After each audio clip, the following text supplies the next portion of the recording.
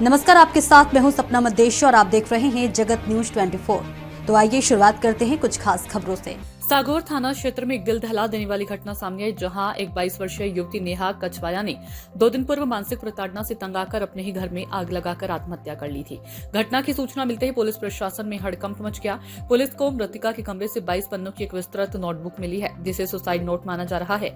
इस नोट में पारिवारिक विवाद, छेड़छाड़, ब्लैकमेलिंग और पूर्व मंगेतर द्वारा दी गई प्रताड़ना की दर्दनाक दास्तां दर्ज है। पुलिस ने मर्ग कायम कर मामले की उच्च स्तरीय जांच शुरू कर दी है। ये दर्दनाक घटना रात करीब 2 बजे से 2:30 बजे के बीच की है। मृतका के भाई रितेश कछवाया ने बताया कि परिवार के सभी सदस्य रात करीब 10:30 बजे खाना खाकर सो गए थे। रात करीब 2 बजे अचानक नेहा के कमरे से चिल्लाने की आवाज आई। जब परिजन दौड़कर पहुंचे तो कमरे में भीषण आग लगी हुई थी और भारी धुआं फैला था। सामने वाले घर से पानी की मोटर चलाकर आग बुझाने की कोशिश की, लेकिन तब तक नेहा पूरी तरह जल चुकी थी और उनकी मौके पर मौत हो गई। पुलिस को घटनास्थल से मिली नोटबुक में 22 पन्नों की डायरी में नेहा ने अपनी मौत के पीछे कई लोगों को जिम्मेदार ठहराया।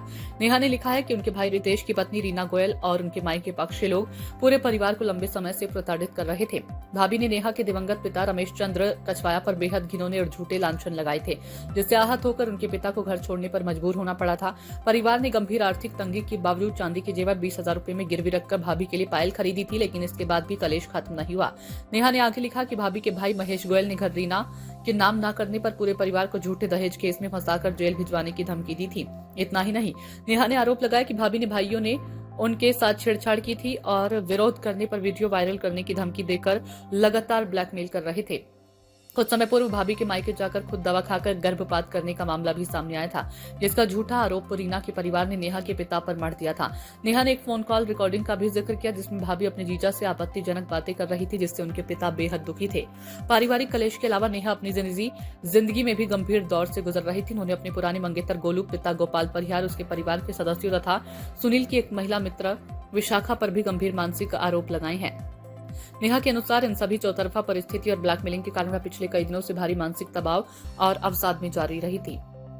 नेहा ने अपने इस आखिरी पत्र में देश के माननीय प्रधानमंत्री नरेंद्र मोदी और मध्य प्रदेश के मुख्यमंत्री डॉक्टर मोहन यादव से एक विशेष और भावुक गुहार लगाई है। उन्होंने अपील की है कि देश में एक ऐसा आश्रम बनाया जाए जहां बिना बाप की बेटियां और ऐसी नंदे सम्मान से रह सके जो जीते जी मार दी जाती हैं, ताकि भाई भाभी के होते हुए भी कोई बहन खुद को अनाथ महसूस ना करे। इनके साथ ही नेहा ने अपनी छोटी बहन आरती के लिए एक बेहद भावुक संदेश छोड़ा है, जिसमें उन्होंने आरती को हिम्मत से रहने, खूब पढ़ाई करने और माता पिता की जगह घर की जिम्मेदारी संभालने की बात कही।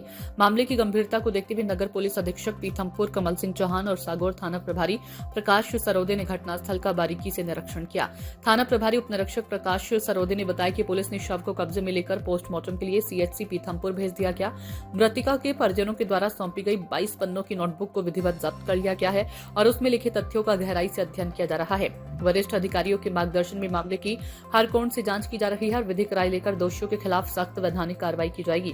पीथमपुर से राणा जी की रिपोर्ट। ऐसे ही अपडेट्स के लिए देखते रहें जगत न्यूज 24 और हाँ, हमारे चैनल को लाइक, शेयर और सब्सक्राइब करना बिल्कुल ना भूलें।